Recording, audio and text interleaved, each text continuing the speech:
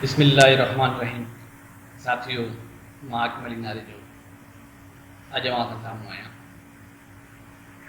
साथियों, तव्हां ॾिठो हूंदो अक्सर करे उस्ताद जॾहिं कंहिं क्लास में पढ़ाईंदो आहे, लेक्चर ॾींदो आहे, हू शागिर्दनि सां मुखातिब थींदो आहे त या बोर्ड ते कुझु लिखाए टॉपिक लेक्चर ॾींदो आहे या किताब जी रीडिंग कराईंदो आहे या वरी कोई टॉपिक डिटेक्शन जी या इन्हनि जी सूरत में ॿारनि खे लिखाईंदो आहे।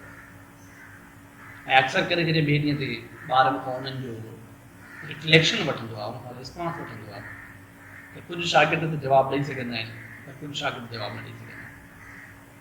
अॼु मां तव्हांखे हिकिड़ी नंढी ट्रिक्स ॿुधायां थो पियो जेका मुंहिंजे पंहिंजे तजुर्बे में आई आहे। साइकोलॉजिकली असांजी क्लास जा 5 ग्रुप थींदा आहिनि जेके 5 नेचर्स जा ॿार हूंदा आहिनि। मतिलबु साइकोलॉजिकली ॿार जी जेका मिज़ाज या तबियत जेका हूंदी आहे लर्निंग जी, उहा 5 क़िस्मनि जी हूंदी आहे। हिकिड़ा उहे ॿार हूंदा आहिनि जिन जी लिसनिंग कैपेसिटी स्ट्रॉन्ग हूंदी आहे। मतिलबु हू काई शइ ॿुधंदा आहिनि ऐं ॿुधण सां उहा टॉपिक उहा ॻाल्हि सम्झी वेंदा आहिनि ऐं उन्हनि खे अंडरस्टैंड थी वेंदी आहे, उहा शइ नोट करे वठंदा आहिनि ऐं कॉन्सेप्टली उहा उन्हनि क्लियर थी वेंदी आहे।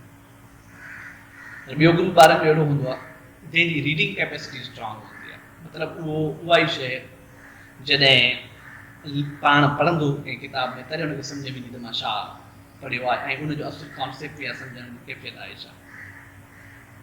टियों ग्रुप ॿारनि जो अहिड़ो थींदो आहे जंहिंमें ॿार जी राइटिंग कैपेसिटी स्ट्रॉन्ग थींदी आहे। मतिलबु उहा काई शइ जॾहिं लिखंदो आहे तॾहिं उहा उनखे सम्झ में ईंदी आहे त उन जेका शइ लिखी आहे उनजो कॉन्सेप्ट उनजी अंडरस्टैंडिंग आहे छा।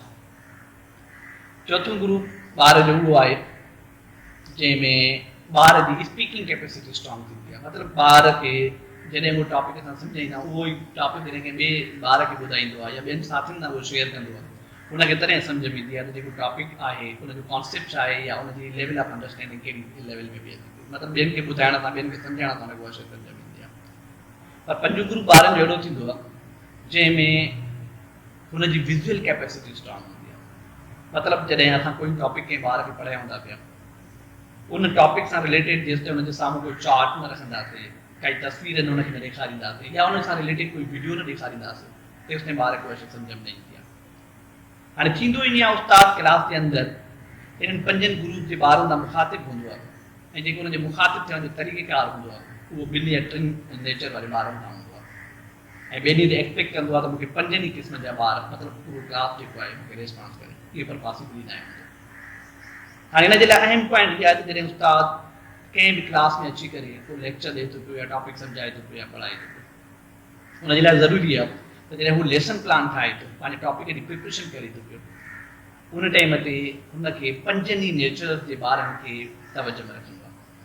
मतिलबु पंहिंजे टॉपिक खे या लेक्चर खे अहिड़े तरीक़े सां ट्रेन करे अचिणो आहे या अहिड़े तरीक़े सां तयारु करे अचिणो आहे त जीअं हुनजे टाइम जेकी लेक्चर जो या पीरियड जो जेको टाइम हूंदो आहे उनजे दौरान हू 5 ई नेचर्स जे ॿारनि सां मुखातिब थिए ऐं उन्हनि खे एंगेज करे। जॾहिं 5 ई नेचर्स जा ॿार टॉपिक खे पंहिंजे अंदाज़ में ॿुधंदा ऐं सम्झंदा त उहो टॉपिक उनखे कॉन्सेप्ट सम्झ में अची वेंदो ऐं उन्हनि खे अंडरस्टैंड थी वेंदो। इन जे करे इहो तमामु ज़रूरी आहे त जॾहिं असां कंहिं बि क्लास जे अंदरि कंहिं शागिर्दनि जे ग्रुप खे पढ़ायूं त असांखे जेको बि पूरो क्लास आहे उन सभिनि सां इंटरेक्ट करिणो आहे ऐं हर शागिर्द खे उनखे पंहिंजी नेचर ऑफ अंडरस्टैंडिंग जी लेवल सां जेको आहे न मुखातिब थियणो आहे, तवजो थियणो आहे। जेकॾहिं असां इन तरीक़े सां शागिर्दनि सां मुखातिब थियासीं त असांजा लेक्चर कामयाबु लेक्चर थींदा ऐं ॿिए ॾींहं ते असांजे शागिर्दनि वटि कॉन्सेप्चुअली तमामु सुठो रिस्पॉन्स हूंदो हुन टॉपिक ते। इन करे मुंहिंजी तमामु उस्ताद खे गुज़ारिश आहे त पंहिंजे क्लास जे शागिर्दनि जी नेचर ऑफ लेवल खे सम्झो ऐं उन्हनि जी नेचर सां मुखातिब थियो त जीअं हो तव्हांजे टॉपिक खे सम्झनि बि ऐं आसानी सां रिस्पॉन्स करे। महिरबानी तव्हांजी।